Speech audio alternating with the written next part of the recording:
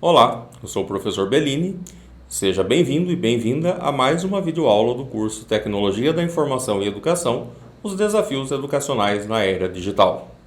Nós estamos hoje começando mais uma videoaula, onde vamos abordar um pouco a questão do perfil profissional, dos professores, dos novos educadores, o que se espera, dos educadores nessa era digital. Então hoje nós vamos abordar um pouco esse conteúdo. Para você que chegou agora e de repente não viu, as nossas duas primeiras videoaulas, aconselho que dê uma olhadinha, procura aí pela playlist no canal, você vai poder encontrar a primeira, onde nós falamos, fizemos aí um apanhado de todo o curso, do que é que nós vamos ver, qual é o conteúdo programático.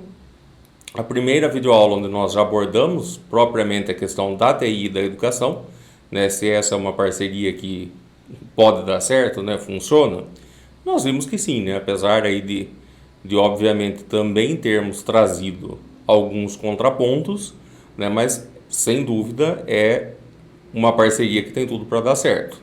Então, aconselho que você possa ver, e depois sim, complementando com essa videoaula, para que você possa conhecer um pouco melhor da estrutura do curso, o que é que nós vamos falar aqui, e possa se decidir se vai se matricular, se vai fazer o curso todo, ou sim também. Não vou nem falar ou não, porque eu tenho certeza que você vai fazer. Bom, vamos lá, Então, vamos falar hoje, sobre a questão aí do perfil profissional, no perfil do novo profissional. Eu vou fazer algumas colocações aqui nessa videoaula. Muitas coisas que nós vamos falar aqui, é óbvio, nós estamos abordando a questão da tecnologia na educação, então o nosso foco vai ser falar sobre isso.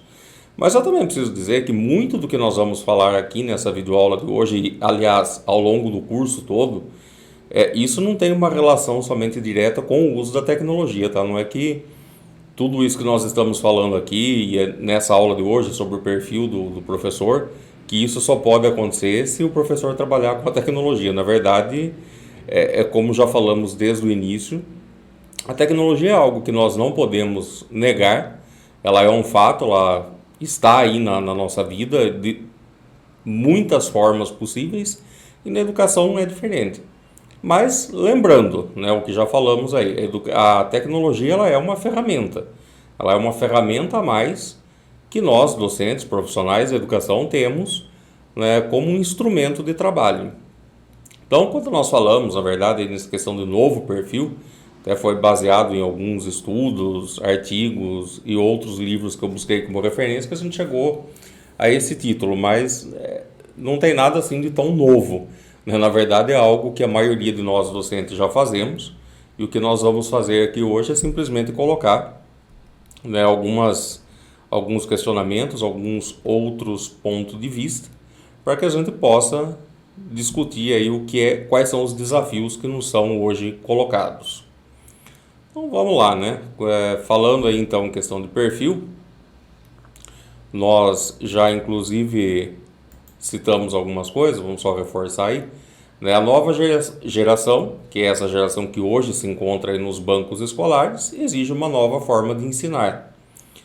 E nós vamos falar um pouco de inovação também, nos próximos slides, e é importante a gente depois destacar algumas coisas em relação a esse conceito que acabou sendo usado de uma forma tão comum que perdeu um pouco quando se fala em inovação, normalmente se pensa assim que vamos revolucionar tudo, ou nada do que está posto funciona mais, temos que mudar tudo, temos que quebrar todas as regras, e daqui a pouco nós vamos ver que não é bem isso também, A gente precisa tomar cuidado com alguns modismos, algumas coisas que surgem, e assim, nós, pelo menos, não deveríamos ser aí os adeptos, das ondas, das modinhas da vez.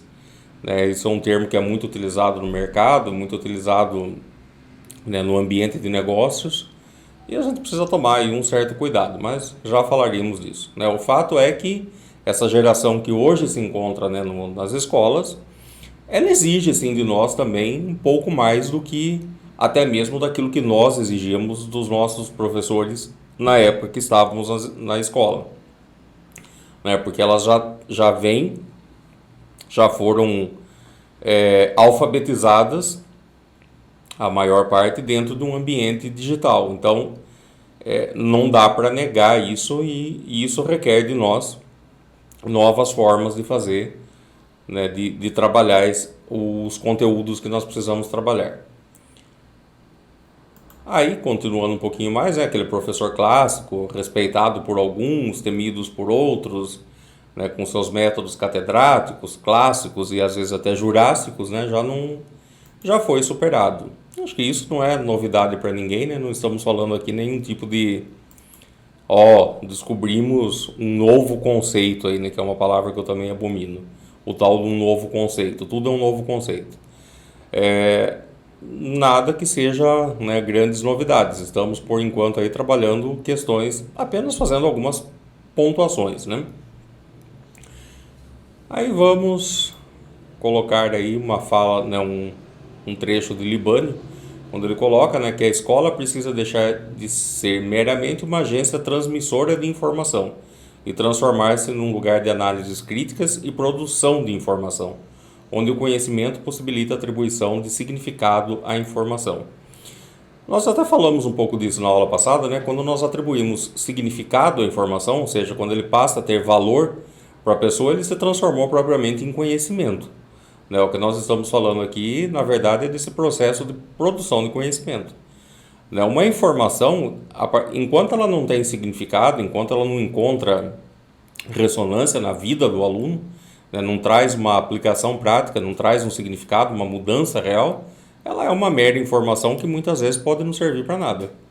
Agora, quando ela teve esse significado, aí sim, ela se transformou, né, ela tornou-se conhecimento, né, que é isso que nós abordamos aqui. Né, e a escola é esse ambiente, né, de transformar, de fazer análises críticas, né, de produzir informações e gerar conhecimento. Né. É óbvio que quando a gente fala em geração de conhecimento, a gente não vai esperar necessariamente, né, que nos anos iniciais a gente vai gerar novos conhecimentos, né? Não falamos disso, né? Mas o fato é que a escola, ela é um lugar de pensamento crítico, ela é um lugar onde nós temos que abordar, né, praticamente todos os assuntos, né? Nada pode ser tabu dentro de uma escola, dentro de um ambiente de aprendizado. Inclusive a própria tecnologia. Nós colocamos, aqui que mais por final desse curso nós também vamos trazer consequências negativas do uso da tecnologia. E existem, nós não podemos negar, não podemos fechar os olhos a isso. Então nós temos que estar abertos a discussões, a novos saberes, a produção de conhecimento, analisando todos os aspectos, né, com bastante pé no chão. Aí, vamos falar um pouquinho sobre a falta de interesse e motivação do aluno, né? Isso é motivo de muitas reuniões, né, com as escolas, normalmente começo de semestre, né, o que nós vamos fazer para motivar os alunos, que os alunos estão desmotivados, os alunos não se interessam. A questão é complexa e não é o nosso foco aqui também, obviamente, tratar necessariamente disso, mas é inevitável não falar. O fato é que se a coisa não está muito interessante, se o aluno não está muito motivado para as aulas, para a escola, é porque aquilo não está, de alguma forma, fazendo sentido na vida dele. Então, quando é que você se sente motivado para fazer alguma coisa? Quando é que você se sente motivado para trabalhar? Quando o trabalho, de alguma forma, te estimula, né? Se você tem aquele trabalho maçante, aquela coisa, né, que você detesta, você é daqueles que no domingo à noite entra em depressão, né? Porque, nossa, lá vou começar mais uma semana.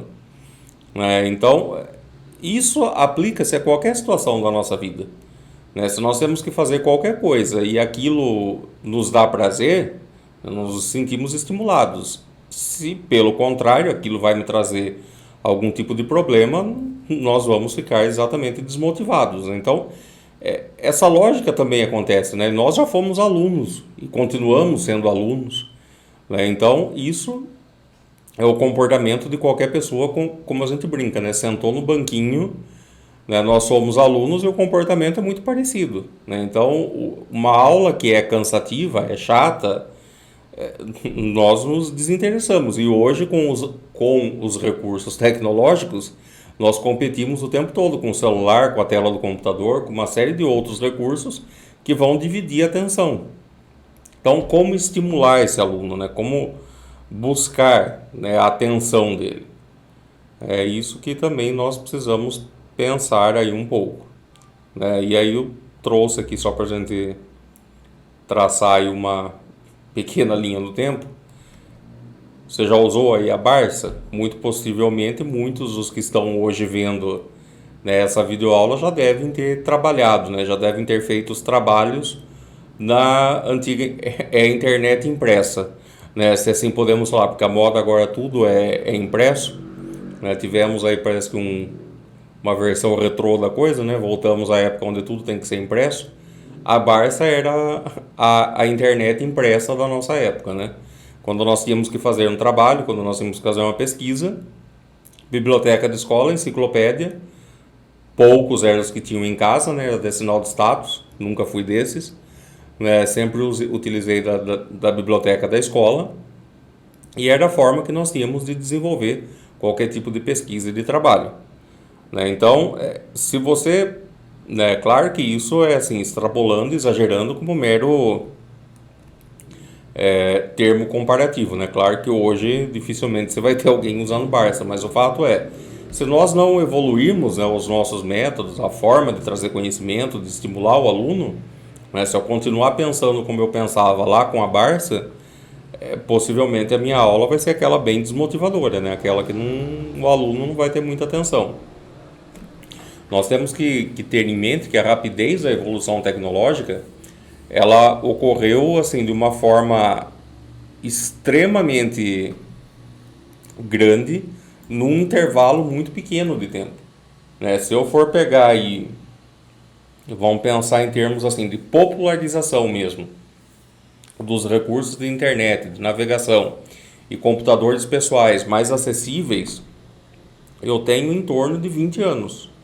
22 anos. Foi no final, né, dos anos 90, início dos anos 2000, quando a coisa se popularizou um pouco mais, né? Você conseguia comprar um computador e ter em casa, né? A internet, embora ainda bastante limitada, né, internet de escada, com todas as limitações possíveis, mas você já conseguia navegar, né, da sua casa. Então vamos considerar aí que em 20 anos nós saímos da internet de escada, que tinha uma velocidade ridícula, onde a gente conseguia no máximo visualizar textos e pouquíssimas imagens, vídeo era quase impensável, transmissão de streaming, né, como temos hoje, assistir vídeos online, isso era algo impensável.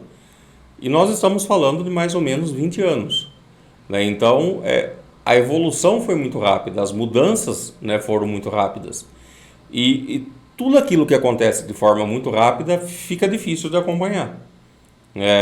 Principalmente para as nossas gerações e até anteriores, que de novo, né, falando aqui, não nascemos dentro desse contexto, nós aprendemos esse contexto, né? Então, para nós é um pouco mais difícil ainda, né, superar todos esses obstáculos. Ao passo que, né, para esses nossos alunos, para o pessoal mais novo, isso já faz parte de um dia a dia, né, pelo menos aí para a parte deles. Papel do professor diante dessa realidade, né? O que o professor vai fazer diante disso? Tem que ter esse jogo de cintura, essa capacidade de se ajustar, né? De adaptar a didática a essas novas realidades sociais, né? Essa nova realidade posta, né? O que a gente pode... É isso que Libânio, né, nos trouxe aí, que eu, como eu já falei também, não vou ficar lendo os slides, né? Coloquei mais como uma referência para a gente poder conversar um pouco. Então, assim, essa nova realidade posta, ela exige de nós uma nova postura, né? O que é que nós vamos fazer? Vamos ignorar toda a questão tecnológica? Não dá.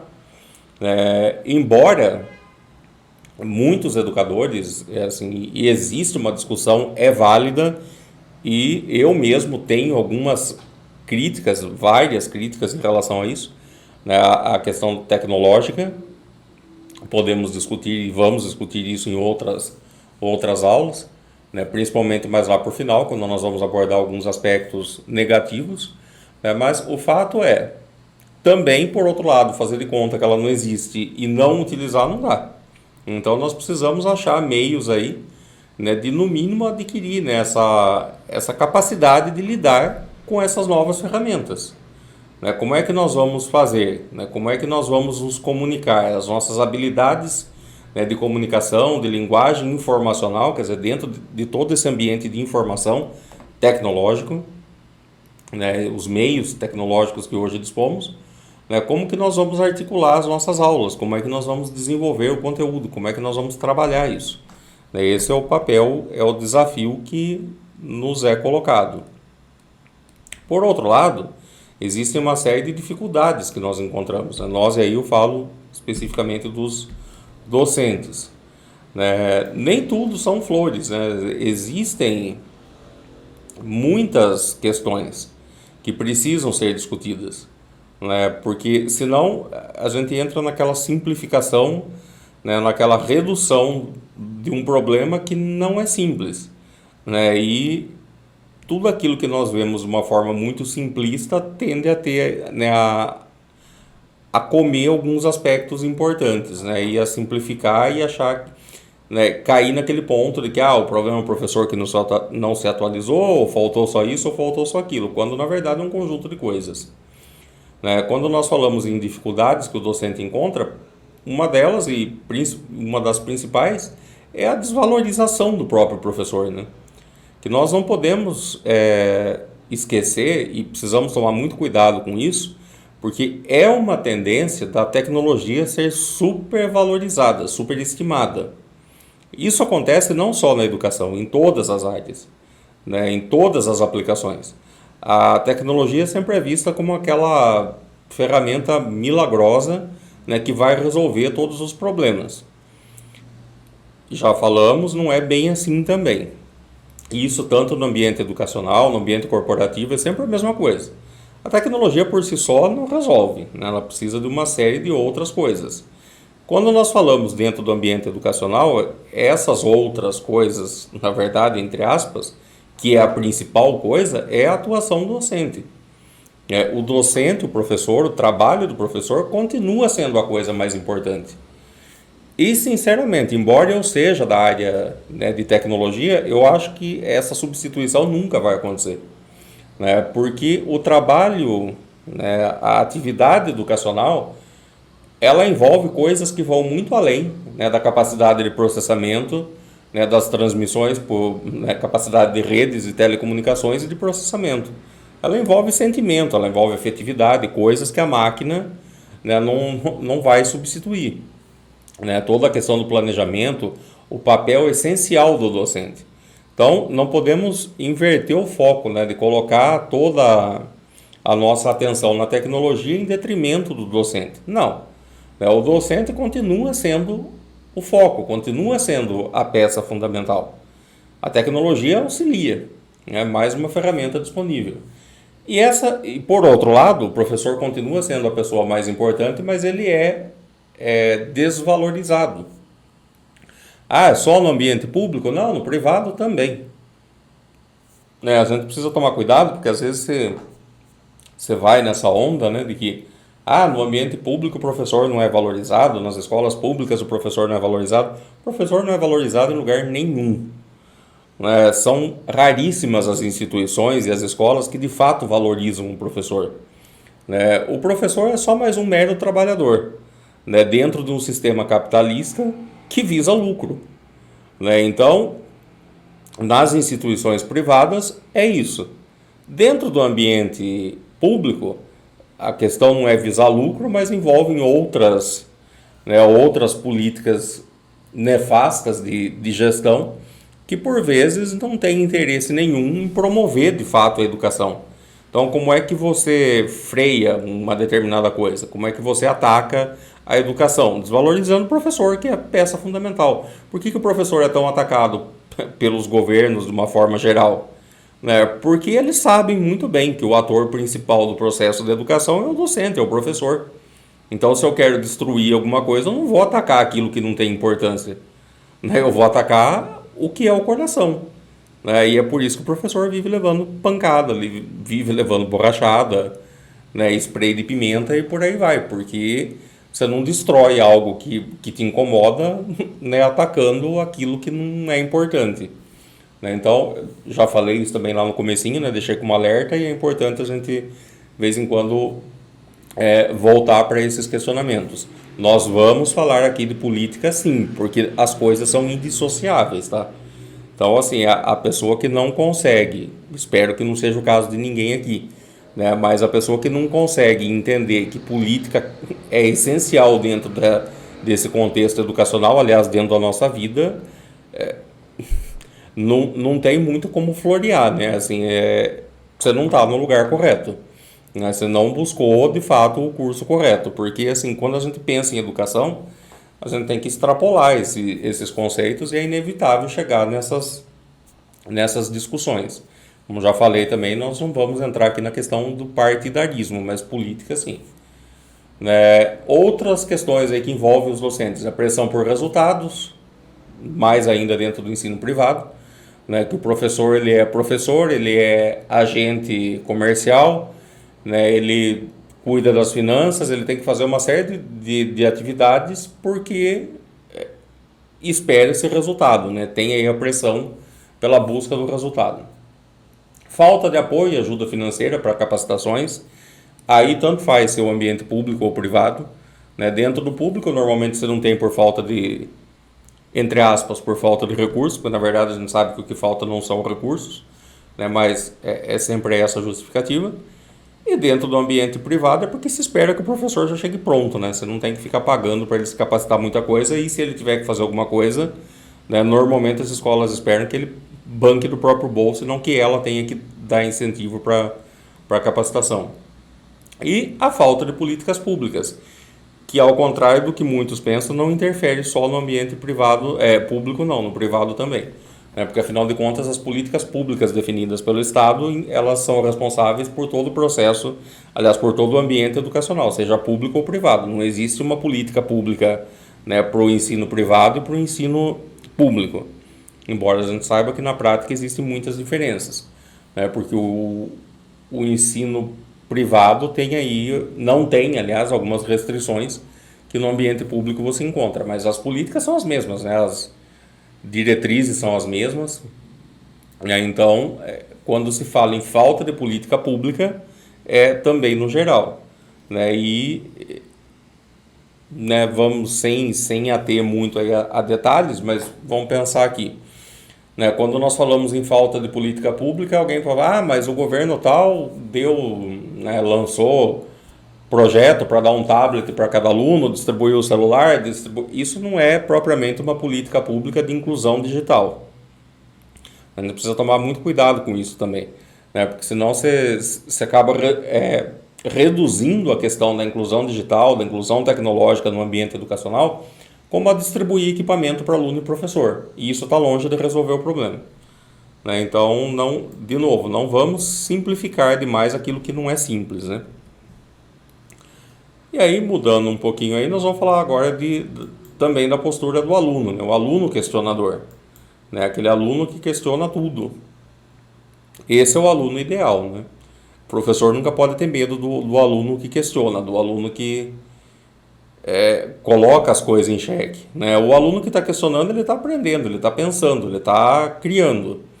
Acho que a pior coisa que existe numa sala de aula é quando você faz a famosa pergunta, né? Se alguém tem dúvidas e ninguém tem dúvida nenhuma. Isso é triste, né? Porque normalmente, assim, ou ninguém entendeu nada, e aí nem o mínimo suficiente para poder gerar questionamento, porque não dá, né? Assim, se você está tratando conteúdos novos, novas abordagens, um novo conceito ali, não tem como, né, numa única explicação, ninguém ter dúvidas. Então é importante que o aluno seja esse questionador. E às vezes a gente se depara com situações que fala, e agora? Fala o que para ele, né?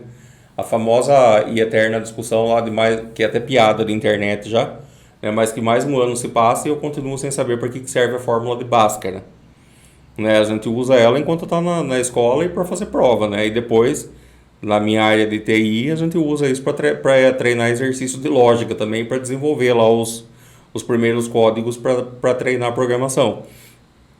Mas fora isso, na prática, você fala onde que eu usei isso na vida algum dia profissionalmente. E eu, pelo menos até hoje, também nenhum, né? Exceto por essa questão do exercício de lógica. Então, é isso que nós precisamos, né? Agora, isso depende só do professor? Claro que não. Né? Isso, na verdade, faz parte de um conjunto de políticas públicas da própria base comum curricular que define o que o aluno vai ver. Não é o professor que tem essa autonomia para sair mudando nada. O meu ponto aqui é simplesmente esse, né? É trabalhar com esse aluno questionador. É aquele que vai estimular. E é aquele que está gerando, né? E que está, de repente, às vezes até estimulando a própria classe também. A proibição, ela nunca é um caminho, né? Dentro da educação, então, né, a gente precisa tomar. Não é que a gente não possa falar não ao aluno, né? Isso também precisa se tomar cuidado, porque senão você vai de um extremo para o outro. A escola também é o lugar de limites, né? E o aluno espera limite nosso, não tenha dúvida nenhuma. Né? Às vezes, assim, aqueles alunos desafiadores, né? Aqueles que adoram testar os limites das coisas, ele está pedindo isso. Às vezes por uma série de outras questões, né? Não vamos entrar nas abordagens psicológicas da coisa, mas às vezes falta dentro da casa dele o limite e ele busca esse limite na escola com o professor. Né? Então, não é esse. Quando se fala que proibir não é o caminho, não é o proibir no sentido de nunca poder falar não. Às vezes vai ter que falar, mas o falar não aqui é dentro de situações onde o não cabe. Né? Como, por exemplo, quando ele faz algum questionamento, ou quando a utilização de recursos, que a gente já viu, tecnológicos, né? Que nós vimos na aula passada, que até pouco tempo ela era proibida por lei. Então a escola não é lugar para isso, né? A escola é lugar para experimentação, para testar, lugar de dúvidas, né? Porque às vezes a gente fala assim, a escola você não pode errar, né? O aluno tem esse medo porque nós acabamos de alguma forma colocando isso nele, né? A questão das avaliações, das provas, porque assim, a impressão que se passa é que a prova é sempre aquele instrumento de punição, né? E que se ele errou, ele vai ser punido porque ele vai ter menos nota. Então, nesse sentido, é que a gente, né, fala que assim, precisamos tomar cuidado, né, com essas abordagens restritivas. A escola é lugar para errar. Né? Então, você pode testar novos caminhos, novos métodos com a sua turma e pode não dar certo. Né? Quando você começa uma nova metodologia, uma nova abordagem, nada te garante que aquilo vai funcionar. Né? E assim como não garante que se deu certo numa turma, também vai ser replicado em outra e que vai funcionar. Às vezes, dentro do mesmo ano, na mesma escola, com turmas diferentes, uma mesma metodologia não funciona. Pode dar certo com uma sala e pode não dar com outra. Né? Então, como é que você vai descobrir isso? Testando. Daí esse jogo de cintura, mas o importante é ter, né, essa capacidade de não ir pelo lado mais fácil, mas, né, por outro lado muito mais autoritário, que é simplesmente a proibição. Né? E aí a gente traz uma citação de Silva, que eu também não vou ler aqui totalmente, né, mas só vou me ater aí ao finalzinho dele. Né, quando ele diz lá que, né, por tantas outras facetas tecnológicas ou não, a escola poderia receber, né, o troféu de campeã de proibições. Né, isso o Silva colocou para a gente lá em 2004 ainda. Então você precisa tomar cuidado com isso, né, com tudo isso que já abordamos aí. Né, desde joguinhos, né, assim como novos recursos, celular, né, agora aqui que a gente já falou. Aliás, muitos de vocês possivelmente vão estar assistindo esse curso através do celular. É claro que existe toda uma outra discussão, que também está colocada aí por Silva e que é importante, né, e que a gente precisa sim tomar cuidado, porque senão a escola acaba tendendo a reproduzir o modelo de dominação social vigente. Né? Então, inserir tecnologia sempre vai ter esse outro contraponto, né? Que tem todo o lado que pode ser benéfico, mas também tem o lado que pode ser perigoso, porque você pode estar perpetuando, reproduzindo, né, um modelo imperialista, cultural, mesmo a questão do neoliberalismo. Né? Mas aí já é uma discussão um pouco mais complexa e que nós não vamos nos aprofundar aqui, mas também não dá para deixar de falar. Quando a gente pensa, né, no modelo pedagógico para o ensino à distância, para o ensino com uso de... Aqui, especificamente, né, esse material, né, esses autores que nós utilizamos aqui, fala sobre o ensino à distância, mas vocês vão observar que essa metodologia ela é aplicável né, para qualquer tipo de ensino com o uso de tecnologia, né, e que fazem parte dele dois elementos fundamentais: arquitetura pedagógica e estratégia para sua aplicação. Aí tem aqui o modelinho, né, que deixa eu projetar na tela toda para ficar mais fácil. Então, os elementos desse modelo pedagógico proposto para o ensino à distância, ele tem duas peças fundamentais aí: a arquitetura pedagógica e a estratégia para a aplicação dessas arquiteturas pedagógicas. A arquitetura pedagógica ela está subdividida em 4 outros pontos, né, que são os aspectos organizacionais, conteúdos, objeto de estudo, aspectos metodológicos e aspectos tecnológicos. A gente vai detalhar um pouquinho aí cada um desses pontos. Aspectos organizacionais, né, são os fundamentos da proposta, né, os propósitos do ensino-aprendizagem. Organização do tempo, espaço, além da organização social da classe. Quando a gente fala em aspectos organizacionais, né, nesse sentido aqui, né, nós estamos falando de aspectos sociais mesmo, da organização da coisa, né? Então, por isso que ele coloca ali, né, a própria organização social da classe. Como é que nós vamos fazer as divisões de turmas, né, qual o propósito desse processo de ensino-aprendizagem. A gente sabe disso, né? E isso não é novidade também para ninguém. Tudo aquilo que nós vamos passar em sala de aula tem que fazer parte de algum propósito. Para isso que existe o planejamento, né? Para isso que existe aí uma série de diretrizes. Então, esses são os aspectos organizacionais, quer dizer, dentro de qual contexto de organização de tempo e espaço, né? Por quanto tempo nós vamos trabalhar dentro disso, qual é o espaço necessário para isso. Vai precisar, dando exemplos, né? Dependendo da sua disciplina, precisa de laboratório, precisa de quadra, precisa, né, laboratório de informática, laboratório de química, né? Todas essas questões que envolvem a organização mesmo. Depois, conteúdo. Deixa eu só projetar aqui de novo. Né? Conteúdo, né, são as ferramentas, por exemplo, materiais instrucionais, recursos informáticos, objetos de aprendizagem. Quando a gente pensa em materiais instrucionais, vamos pegar exemplos práticos: livro didático, apostila, né, recursos informáticos, então softwares, aplicações, né, tudo aquilo que você vai precisar, tudo aquilo que compõe, né, esse arsenal que você vai precisar para colocar, né, o ensino propriamente em aplicação, em prática. Naturalmente, né, tá aí, né, precisa avaliar os elementos e fontes, pois somente um livro ou uma apostila ou qualquer outro meio utilizado de forma isolada não será capaz de atingir os objetivos propostos. Aqui, eu acho que cabe até um parêntese, não para fazer uma crítica, mas até para a questão de exemplificar, e é uma coisa que a gente acaba ouvindo muito, né, aquela fé, né, vamos chamar assim, né, que se coloca, aquela fé, aquela convicção excessiva que se coloca em cima de materiais.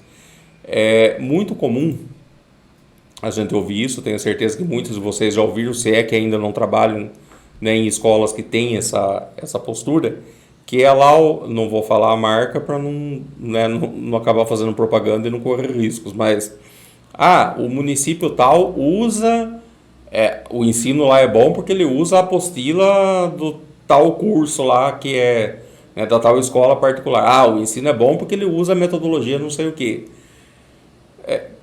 É bem isso que está colocado aí nessa questão do conteúdo. Não é o livro, não é a apostila, não é só o material que vai fazer a diferença, né? Você pode ter ali a apostila, o método apostilado do melhor material que haja disponível no mercado.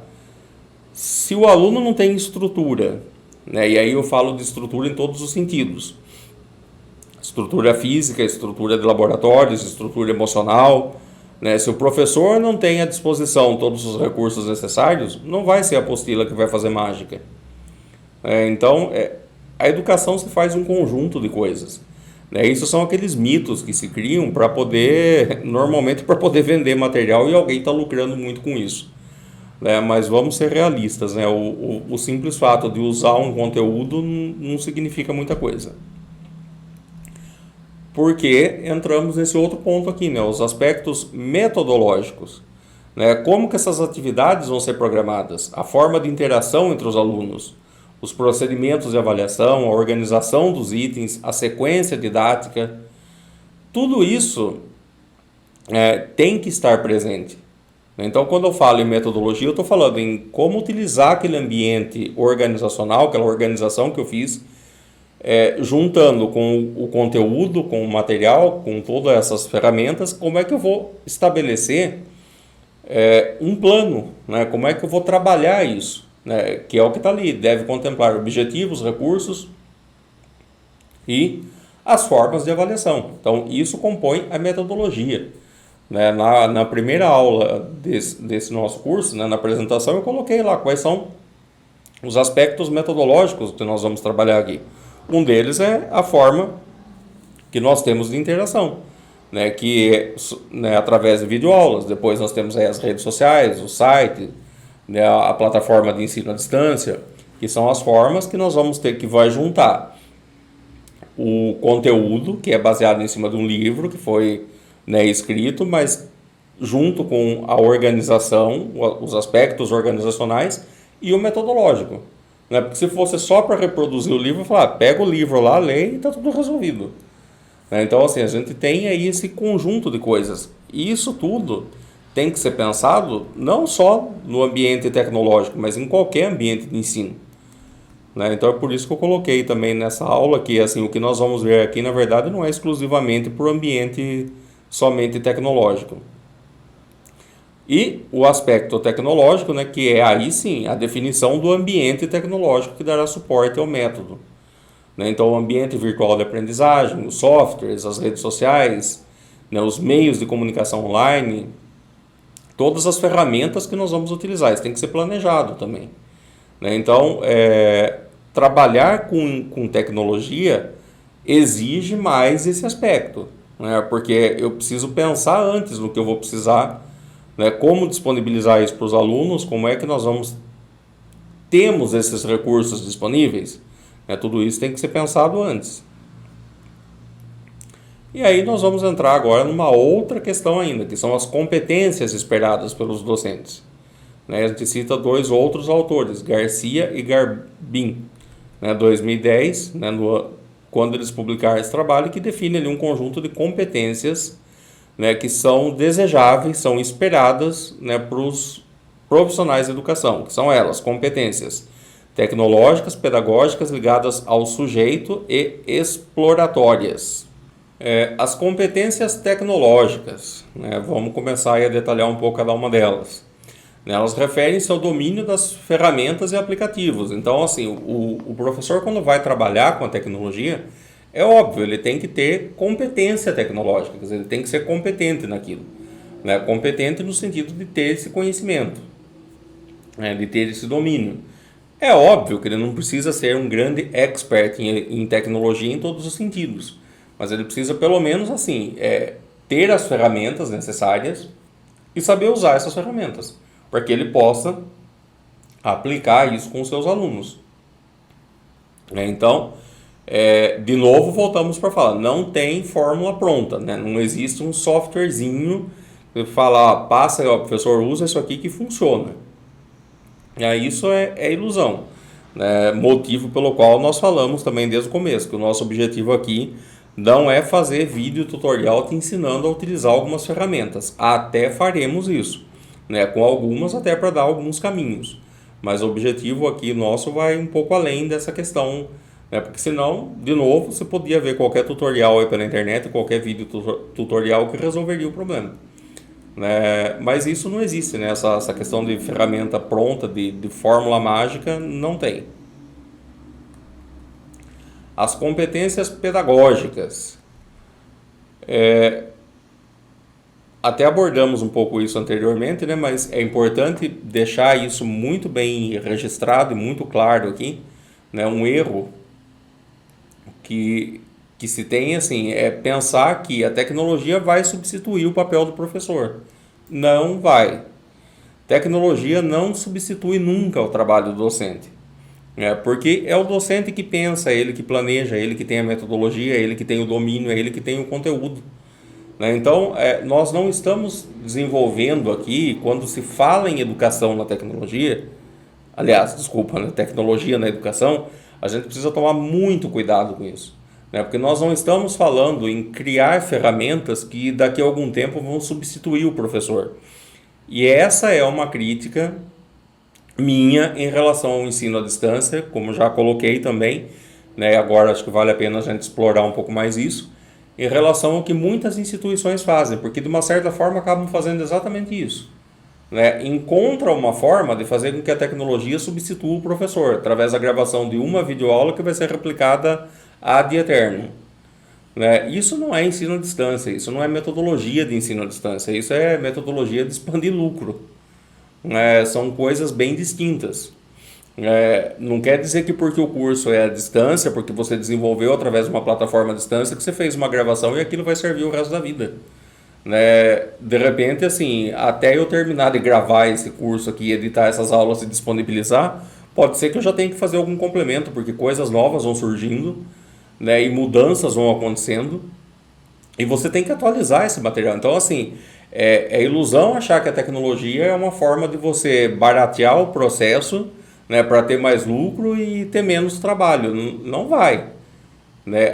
Por quê? Porque se pensa a tecnologia com a cabeça do empreendedor, vamos colocar assim, com a cabeça... Não sei se empreendedor, porque também não há nada de mal em ser empreendedor, mas com a cabeça capitalista, vamos colocar dessa forma, com a cabeça só daquele que está visando o lucro e não que está visando a educação. O problema é esse, não é você... Não tem nada errado em ter lucro também. Toda instituição privada precisa ter lucro. O problema é que, assim, quando você trabalha com a educação, não é o lucro que tem que ser o seu objetivo principal, e sim a educação. Não dá para inverter a lógica das coisas. A tecnologia é uma ferramenta a serviço da educação, e não o contrário. Não é todo o lucro, como objetivo maior e a tecnologia como uma forma de aumentar. Então, essa é uma crítica que eu, particularmente, eu e muitos outros, claro, temos em relação a essa questão do ensino à distância, do ensino com a tecnologia. Para que isso não acabe virando uma forma de substituição do professor, porque isso não vai funcionar. Tá? Não tem... E instituições e cursos que vão por esse caminho costumam não dar bons resultados, porque você matou o processo educacional quando você priorizou uma ferramenta em detrimento do ser humano, em detrimento do docente, do professor. Competências ligadas ao sujeito. O processo de ensino-aprendizagem sempre deve valorizar, deixar inteiro aqui, a competência e as habilidades de cada pessoa, enxergando a diversidade como fatores positivos, nunca como depreciação. Então, isso são características que são esperadas, são fundamentais, aliás, diga-se de passagem, para o docente, a valorização das habilidades de cada pessoa.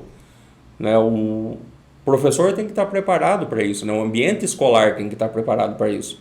Cada aluno é único, cada aluno tem ali as suas competências, as suas habilidades que ele já traz da vida. Isso tem que ser levado em consideração, obviamente. Competências exploratórias, a capacidade de saber como aprender, de explorar novas ferramentas, novos recursos, como, por exemplo, a própria tecnologia. Então, são ferramentas capazes de intensificar nessa relação ensino-aprendizagem. Pode ter coisas boas? Sem dúvida alguma. Como toda ferramenta, eu acho que essa máxima ela é válida para qualquer coisa, Se você colocar a faca matou tal pessoa, não, a faca ela é um instrumento, ela não foi pensada para matar pessoas. Se fizeram mau uso dela e acabou com ela matando uma outra pessoa, o problema não é a ferramenta em si, mas sim o uso que se fez dela. Não sei se deveria falar isso, mas essa mesma lógica não se aplica ao revólver, tá? Porque diferente de uma faca, a faca não foi feita para matar, ela foi feita para outras coisas. Agora, um revólver foi feito para matar, não tem outra, né? Você não vai conseguir cozinhar usando uma arma, né? Mas enfim, é a finalidade da ferramenta, né? Para que é que ela foi feita?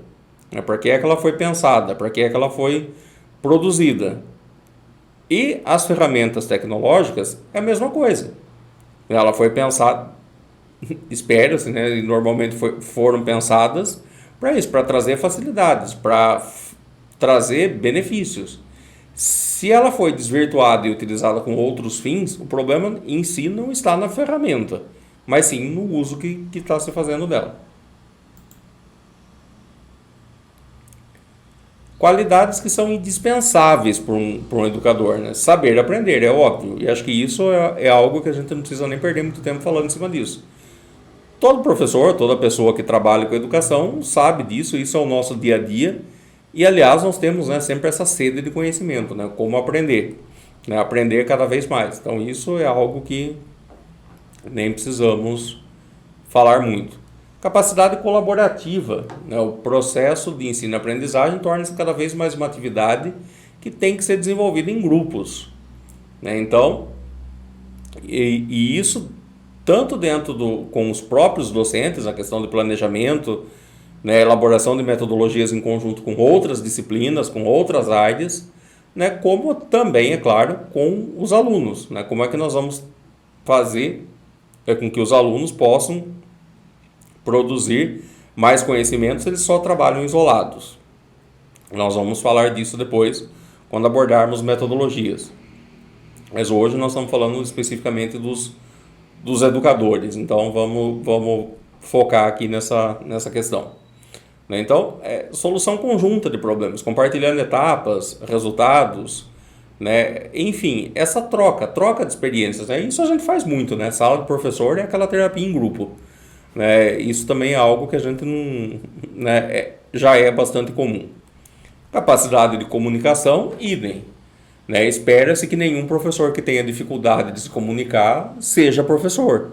Né? Acho que isso também porque assim, se você não consegue se expressar, se você tem dificuldade para passar, como é que você vai ensinar a pessoa? Então, é óbvio que essa é uma qualidade indispensável, né? O educador. Se você tem algumas dificuldades, existem técnicas, existem formas de superar essas dificuldades, que também não é o nosso foco aqui. Né? Mas é óbvio que existe como trabalhar, de repente, alguns bloqueios, algumas coisas que existem, superando essas dificuldades e, né, cada vez mais aprimorando essa nossa questão de comunicação. Aliás, acho que assim, a comunicação é o problema do milênio, né? É o problema da atualidade. Uma coisa que nós precisamos tomar, sim, cuidado, e que eu tento me policiar muito, inclusive fica a sugestão aqui, né? Se vocês observarem algo, por favor, entre em contato, manda, escreve, porque assim, a gente tenta tomar o cuidado de ser sempre o mais didático possível, né? Porque é um erro, e às vezes até uma certa presunção da gente achar que o outro sabe, né, daquele conceito que eu estou falando. É óbvio que, como nós estamos falando entre docentes, entre professores, entre estudantes da área educacional, é óbvio que muitos conceitos são comuns. Né? Agora, quando eu coloco, por exemplo, questões que falam um pouco mais de tecnologia, isso pode não ser comum para todo mundo. Né? Só que às vezes eu acabo esquecendo disso, e aí de repente eu posso falar alguma coisa que de repente não ficou claro. Então, esses sim são cuidados que nós temos que tomar. Né? Quando a gente fala também nessa capacidade de comunicação em sala de aula, eu também falo disso. Porque sempre aquela necessidade de trazer uma explicação bem, se possível com exemplos, né? Porque isso ajuda, isso facilita muito. Né? Isso ajuda muito nesse processo de comunicação, que a gente observa aí pelas redes sociais, principalmente, o quanto essa questão está delicada, né? O quanto nós temos que tomar cuidado com isso. E inclusive pela questão da interpretação, né? Porque nós somos responsáveis por aquilo que nós falamos, mas não necessariamente por aquilo que o outro entende. Então é por isso que é importante nos comunicarmos muito bem para que o outro consiga, né, entender aquilo que realmente eu quis dizer. Capacidade de resolver problemas e de inovar. Aí vem a inovação, né? A capacidade de resolver problemas é algo que se espera, na verdade, de qualquer profissão, né? Não existe uma profissão onde você não resolva problema. E, aliás, isso é uma coisa que até em sala de aula a gente sempre falava isso, usava como exemplo, porque às vezes os alunos chegam, né, com aquele estresse do dia a dia, da sua vivência já, muitos estão fazendo, né, um curso, mas já trabalham na área, então às vezes chega cansado, estressado com o dia a dia, porque hoje meu dia inteiro foi só problema. Você falou, ainda bem que você tem problema para resolver, porque o dia que você não tiver mais nenhum problema para resolver, possivelmente o local que você trabalha também não precisa mais de você. Né? Nós vivemos para resolver problemas, independente das áreas que cada um de nós atua. Mas a nossa função basicamente é essa, né? Resolver problema. O que é que nós vamos fazer? Então a gente tem que ter essa capacidade analítica, crítica, né? De pensar nas coisas e propor soluções. Né? Isso se espera muito também, obviamente, do docente. A inovação, isso é uma coisa que a gente precisa abordar um pouco aí também. Né? Inovação não necessariamente naquele sentido de rompimento sempre com o que está sendo feito. Né? O inovar é trazer, às vezes, pequenas mudanças, né? A gente precisa tomar cuidado com isso, né? Porque quando você fala, o professor tem que ser inovador, aí você pode passar aquela impressão, nossa, o que eu vou ter que pensar, né? O que eu vou ter que criar, me reinventar, né? Para poder passar isso para o meu aluno de uma forma totalmente inovadora. A inovação total, né, nesse sentido, eu acho que ela é um pouco utópica, né? Porque por mais que você crie, por mais que você tente reinventar algumas coisas, você sempre está levando e tomando por base o que alguém já fez. Né? Então você usa coisas que já são feitas, aprimora, né? Traz novos olhares, novas ferramentas, novas abordagens. E isso não deixa de ser uma inovação, mas o que não quer dizer que você vai jogar tudo fora o que existe, que você precisa criar um método totalmente inovador. Né? Até porque hoje, diante de todo o conhecimento, de toda a produção de conhecimento e de informação que nós já temos, fica quase impossível se pensar em algo que alguém já não pensou e já não experimentou. O que o mercado faz muito, e aí é uma crítica assim, né, tanto ao mercado corporativo, mesmo educacional, é dar roupagens novas para coisas velhas. Né? Você dá aquela maquiada na coisa, né? Coloca uma roupinha bonitinha ali, mas a essência continua sendo a mesma e vende como método inovador. Né? As áreas de gestão, de coach, adoram fazer isso. Né? O fulano de tal lá criou um método totalmente inovador e aí o cara vende livro até, vende curso até. Aí você vai dar uma olhada e fala, nossa, mas o cara está falando o óbvio do óbvio. Isso daí é o que a teoria tal já fala há não sei quanto tempo. O cara simplesmente colocou um nome diferente e usou o conceito e falou que aquilo é inovador. Não inovou coisa nenhuma. Ele, assim, trouxe, de repente, uma visão dele, um aspecto particular, mas não é algo tão inovador desse jeito. Alguém já fez, já pensou, né? Ele só está se utilizando daquele conhecimento, que não é errado. Né? O erro é você vender aquilo como algo totalmente diferente, como se você tivesse acabado de descobrir a pólvora, né? Quando, na verdade, de repente, você só descobriu um novo palitinho ali. Né? Ainda dentro dessas qualidades, né? O uso de TI, né, para a aprendizagem. É óbvio, nós estamos falando no curso, né, esse curso todo sobre isso. Né, como utilizar esses recursos. Então é importante que o docente hoje, o educador hoje, né, não tenha mais essa visão de rejeição à tecnologia, que eu creio que é algo que praticamente não existe. Né, já cada vez mais difícil de encontrar pessoas que sejam tão resistentes assim à tecnologia. E aí vamos partindo aí para essas novas exigências educacionais aí, docência. O que é que se espera? E aí ele traz Libânio, né, no livro Adeus Professor, Adeus Professora, como uma pergunta aí, 10 atitudes que são desejáveis. Eu vou passar rapidamente aqui porque muitas dessas coisas nós já falamos, tá? Então eu estou trazendo aqui assim, para que também não passe aquela impressão de que assim, o que o professor está falando, o professor Bellini está falando aí foi ele que pensou, inventou e criou e não. Né? Tudo que nós estamos abordando aqui também não é algo necessariamente inovador.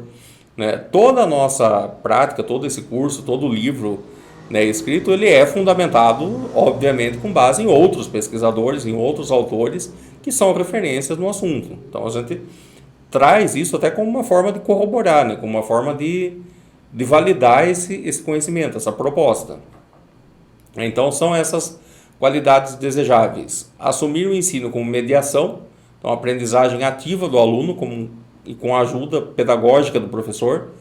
Então o aluno como o ator principal, né, que é o que Paulo Freire também sempre nos traz, né, o aluno como protagonista, né, e o professor como esse mediador, não menos importante, né, mas não somente mais como aquela figura quase que messiânica, né, que fica ali, né, transmitindo o conhecimento.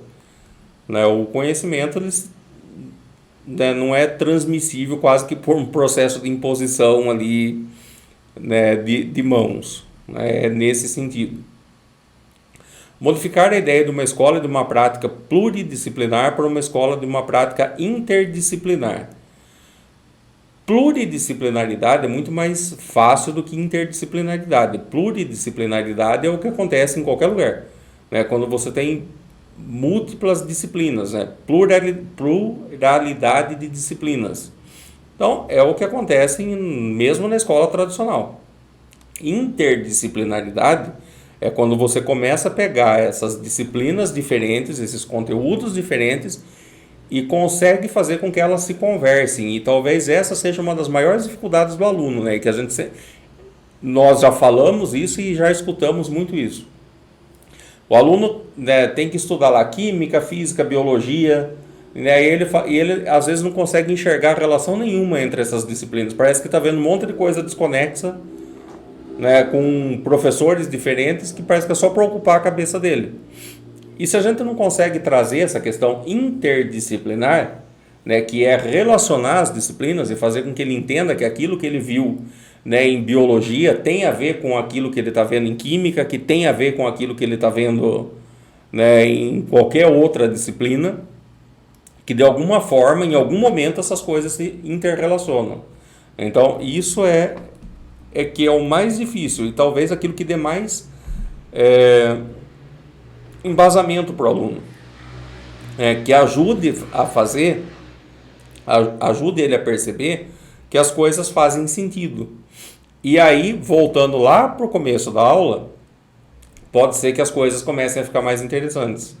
Né? Então, como é que você vai despertar o interesse do aluno? Não é entrando na sala de aula e dançando, né, cantando, ou sei lá eu o que, plantando bananeira na sala de aula. Né? São mudanças nesse sentido, né? Fazendo com que ele comece a despertar que aquilo faz sentido, que aquilo tem sentido e tem aplicação prática na vida dele. Né? Conhecer estratégias de ensinar e pensar, ensinar a aprender. Então, é importante saber ensinar, mas também aprender. Né? Como que nós vamos fazer isso? Persistir no empenho de auxiliar os alunos a buscar uma perspectiva crítica de conteúdo. Então, estimulando sempre o aluno a pensar, a extrapolar o conteúdo, a extrapolar as paredes da escola, né? A buscar isso, né, de outras formas, além do conteúdo meramente didático. Né? A crítica mesmo, no sentido importante também, claro, não está falando aqui com pessoas que conhecem, mas crítica, né? Não no sentido de crítica depreciativa, mas crítica no sentido construtivo, de pensar, né, de uma forma diferente. Assumir o trabalho em sala de aula como um processo comunicacional e desenvolvedor da capacidade comunicativa. Né? Então, falamos bastante sobre comunicação agora há pouco, né, sem só reforçando. Reconhecer o impacto das novas tecnologias de comunicação e informação na sala de aula. Então, não dá para negar, né, aquilo que nós falamos, não posso negar isso. Né? Então, se eu não posso negar, como é que eu vou trabalhar esse conteúdo? Como é que eu vou desenvolver? Como é que eu vou buscar formas de colocar isso? Atender a diversidade cultural, respeitar as diferenças, né? Investir em atualização científica, técnica e cultural. Então, veja, tudo isso envolve em questões que a gente já falou, né? E muitas delas aí não dependem só do docente, dependem de políticas públicas, dependem da instituição, de recursos financeiros. Né? Integrar no exercício da docência a dimensão afetiva, né? Isso é importantíssimo, e daí eu afirmar que a tecnologia não vai substituir o professor, porque exatamente por essa dimensão afetiva. E aí eu sempre me lembro de um episódio vivido, e vou contar aqui até como para quebrar um pouco o gelo, né, dessa questão da afetividade no processo educacional. Eu me lembro que uma vez eu comentei isso numa matéria, não me lembro já mais exatamente, né, do que é que se tratava, mas eu fiz exatamente essa citação, né, da importância da afetividade no processo educacional. E alguém que acho que não deveria estar num dia muito bom, né, ou com alguns problemas aí de repente em relação à afetividade, já me bombardeou no comentário. Pronto, lá vem, né, o povo da educação, naturalmente usando alguns adjetivos que eu não vou reproduzir aqui, né, com essa baboseira de amor. Que amor? Ninguém vai para a escola pensando em amor. Isso é... Enfim, né, vocês já imaginam para onde foi, né, o comentário. E chega a ser tragicômico, né, engraçado e trágico ao mesmo tempo. Porque, assim, primeiro que a pessoa confundiu, né? Você não está falando de amor no sentido mais carnal, sei lá o que, é relação afetiva. E, de fato, você cria vínculo com seus alunos. Né? Então, é essa relação de afetividade que é importante no processo educacional, porque a afetividade é que vai trazer, né, a confiança do aluno, que vai gerar essa relação de empatia. Então, assim, eu sempre quando eu falo dessa questão da afetividade, eu me lembro desse episódio. E por último, aí desenvolver um comportamento ético e saber orientar os alunos os valores e atitudes em relação à vida, às relações humanas e a si próprio. Que também é algo, né, que nos dias de hoje a gente vê que infelizmente está tão depreciado, né, essa relação, as relações humanas. É tão triste perceber assim, o caminho que as coisas tomaram. Então a escola também é lugar de se resgatar isso, e os educadores, os professores são responsáveis por isso também, né? De tentar resgatar um pouco esses valores que infelizmente se perderam. E aí, finalizando, né, partindo por finalização dessa videoaula, o impacto, né, das tecnologias, né, na vida docente, na vida na sala de aula. Então, Libânio, né, e depois Silva, eles trazem aí coisas que corroboram isso também, né, que é preciso que os professores modifiquem suas atitudes diante dos meios de comunicação, sobre os riscos de serem engolidos por eles. Então, assim, decifra-me ou devora-te. Né? Ou nós deciframos a tecnologia e passamos a entendê-la e aplicá-la, ou ela vai nos devorar. Né? Nós vamos ser engolidos por ela. Então, não tem muitas alternativas, né? Porque assim, a gente não vai conseguir, por mais que eu negue a tecnologia, eu jamais vou conseguir voltar para um ambiente onde ela não faça parte. Então, se eu não consigo ter essa situação inversa, é melhor aprender a usar.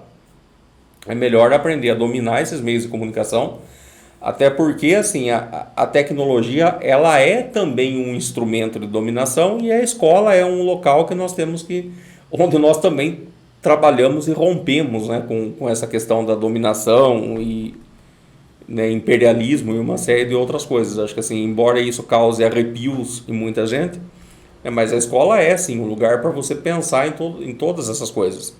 E a tecnologia é um fator importantíssimo dentro desse processo. Então nós precisamos ter esse domínio tecnológico para que a gente não seja engolido por ele. Tudo isso nós vamos abordar mais para o final, tá? Então assim, vou ficar aguçando sempre aqui, que mais para as últimas aulas é que nós vamos abordar, e isso faz parte, né, de alguns desses aspectos negativos da tecnologia. Então falaremos lá, fica spoiler aí para as próximas aulas. Né? E aí Silva também fala, né, o computador é uma realidade e nós vamos ter que encará-lo. Né? Não tem outra alternativa, né? Não tem outra possibilidade. Aí finalizando, né, eu acho que vale a pena a gente sempre deixar isso registrado, claro e fundamentado, né, que o papel do educador não vai ser substituído pela tecnologia. Aliás, o papel do educador nunca vai ser substituído por nada que não seja um outro educador. porque a educação se faz com educadores, a educação se faz com professores e com alunos, naturalmente, né? Essa é exatamente essa relação de troca, essa relação afetiva. Então, eu acho que assim, uma das coisas que eu quero deixar registrado nessa videoaula que, embora nós aqui o tempo todo estamos falando e vamos aprofundar, claro, muito mais, né, nessa questão, nós estamos aqui na introdução das coisas, né, nós vamos abordar de forma mais aprofundada aí a tecnologia nas próximas aulas, mas já quero deixar assim, até como uma forma de tranquilizar, né, que nós não estamos aqui pregando que a tecnologia vai substituir o docente, vai substituir o professor, muito pelo contrário. Ela é simplesmente mais uma ferramenta disponível. E aí, né, finalizando, eu deixo para vocês novamente aqui o nosso livro, que é onde foi fundamentado esse curso. Então, é o material instrucional desse curso, né, é o livro que está aí disponível, vocês podem acessar, né, através desse QR Code, vocês vão ser direcionados para o site, e lá tem os links, caso você queira comprar o livro impresso, e também tem aí as formas de você se inscrever e se matricular no curso, que é oferecido através da plataforma Hotmart. Só reforçando, né, quem se matricular, quem for aluno regular do curso através da plataforma, vai receber, vai estar disponível lá para você a versão digital desse livro. Então, se matriculou no curso, você vai ter lá a versão digital do livro. Você pode baixar e utilizar à vontade. Né? E se você for, né, daqueles que gosta do livro impresso, assim como eu, né, gosta de pegar o livro, aí você pode acessar e fazer a compra dele sob demanda, ele vai ser impresso e enviado para o seu endereço.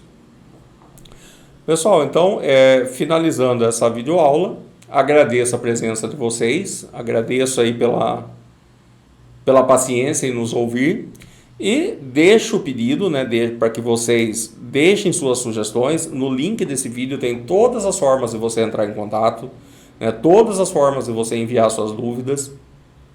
Então, qualquer comentário, qualquer sugestão, não hesite em mandar, e eu vou responder, posso até demorar um pouco, mas eu vou responder a todos. Então, é isso, por essa aula é isso, e aguardo vocês na próxima videoaula. Até mais!